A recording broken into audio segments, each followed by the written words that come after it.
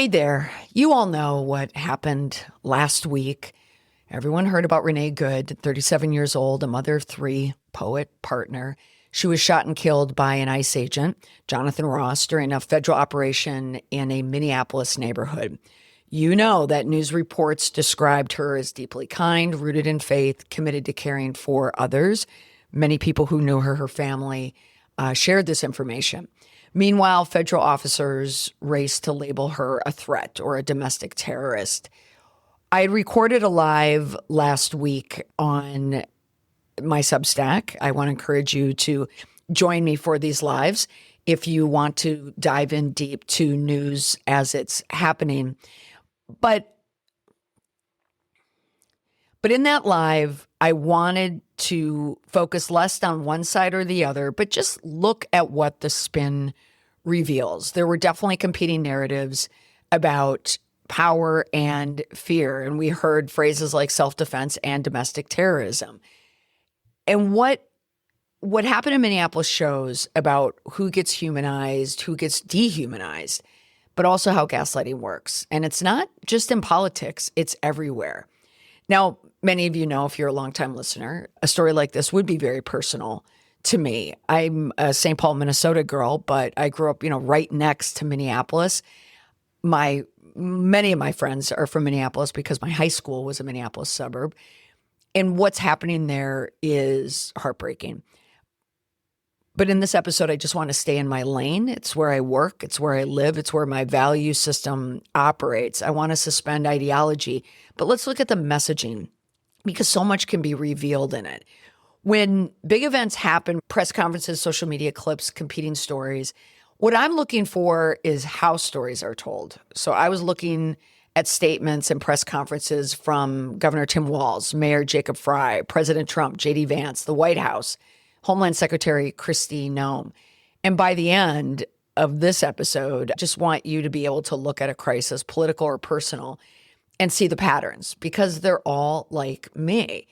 Now, in the two competing stories, we had two competing narratives. The federal narrative, ICE is under attack by a sinister left-wing movement. There's framing about a rise in assaults on ICE agents, 32%, or vehicle rammings. There's framing about a rise in assaults on ICE agents in the thousands, in the percents, vehicle rammings, death threats. The officer who shot Renee was portrayed as acting in self-defense. The shooting was framed as an attack on law enforcement. But we now know, because people are paying attention, that back in 2014, the ICE or U.S. Border Patrol guidance said agents shall not discharge at a moving vehicle and should not place themselves in the path of a moving vehicle. This is what happens in a crisis. People start digging. So when you look at that video, you saw a Honda Pilot, and how can you not think, okay, there's a mom in that Honda Pilot? But how do you label that as a domestic terrorist? President Trump was sitting with New York Times reporters at the time in the Oval Office when all of this was unfolding. Really bad timing for him because he had to respond in real time. He said, I don't want to see anybody. He said, quote, I don't want to see nobody get shot. I don't want to see nobody trying to, and he was quoted as saying he didn't want to see anyone get shot. He didn't want to see anyone get run over by police either.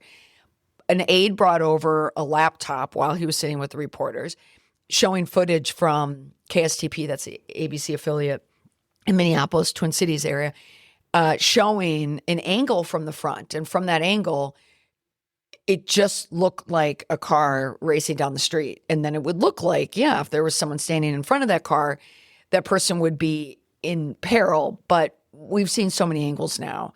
And I think universally, yes, there's going to be people who say he was in danger. But I think just rational, reasonable people, free of ideology, most would say that it was incredibly unnecessary what happened.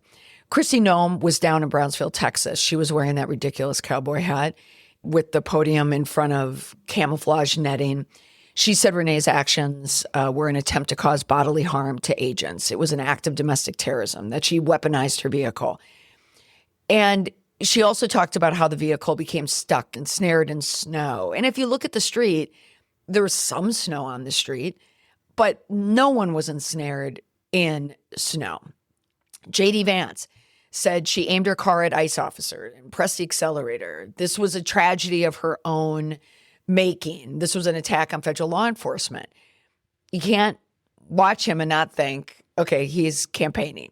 He was framing Renee as a victim of left-wing ideology. He was also blaming journalists for gaslighting.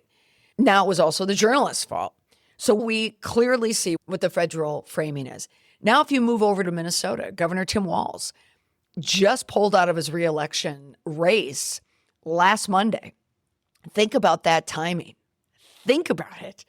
The week before, I had a podcast all about Tim Walz and the lack of leadership during the Somali fraud crisis.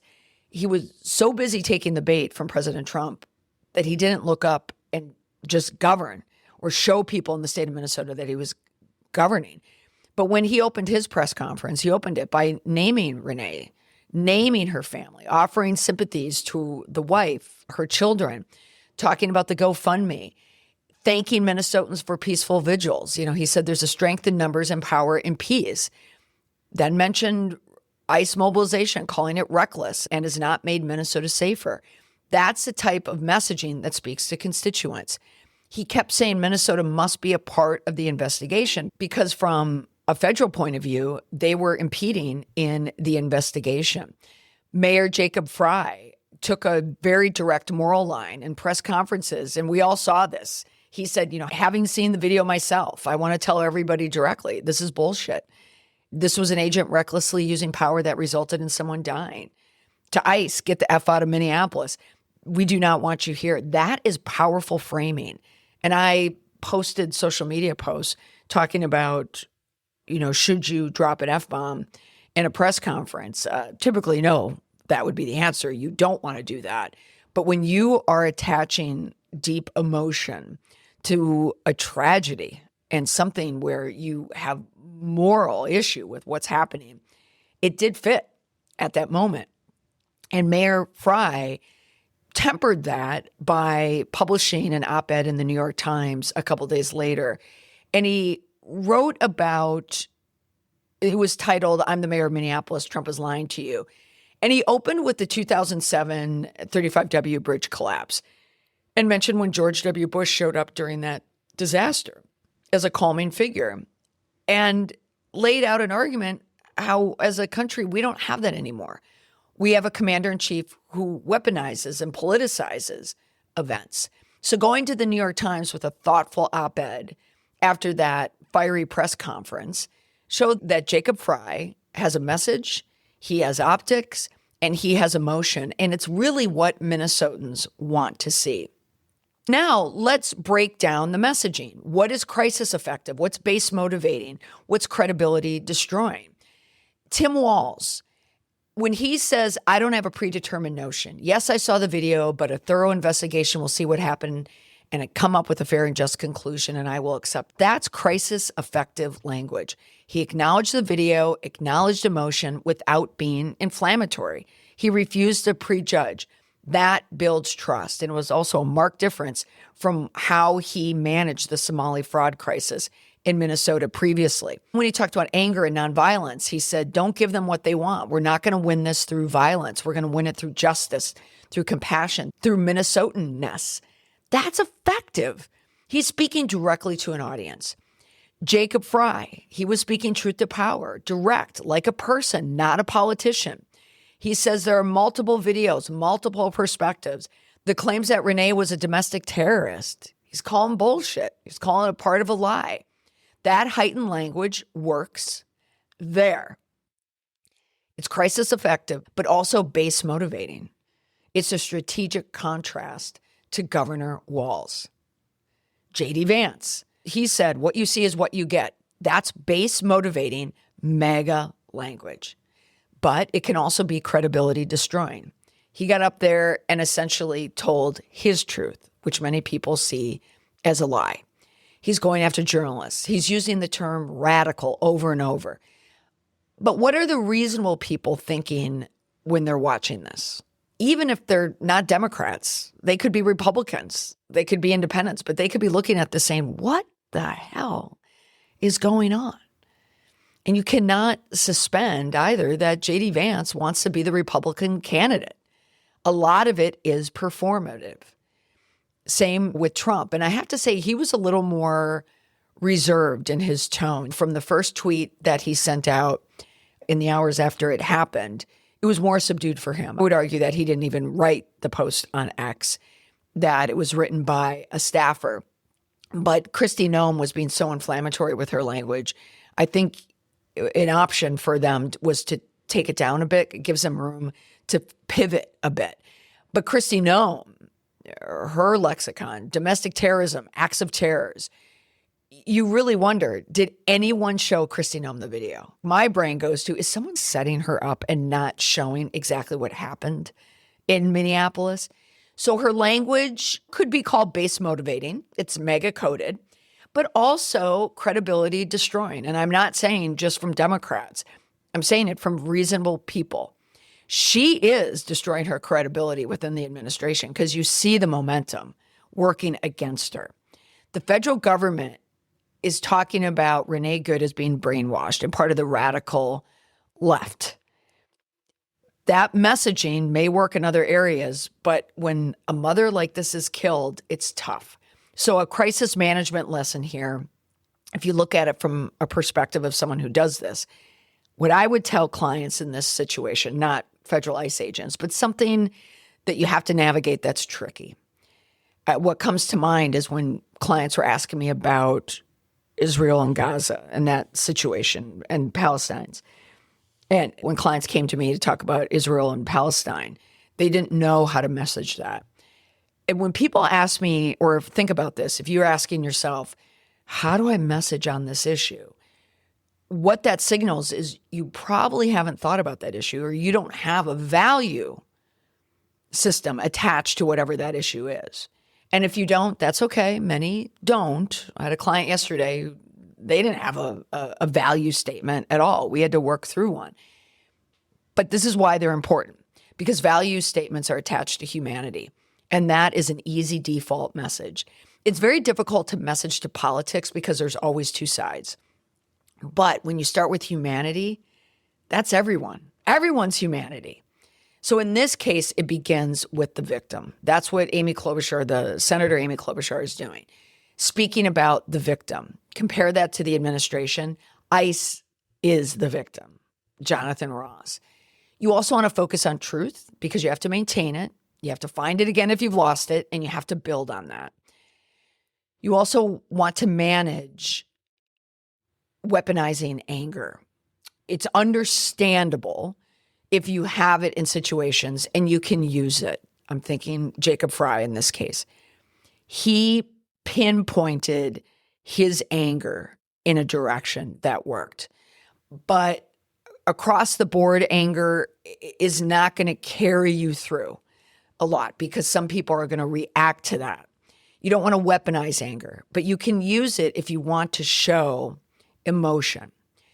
There's also the psychological layer of gaslighting. And Tim Walz quoted 1984 in a press conference, it was their final, most essential command.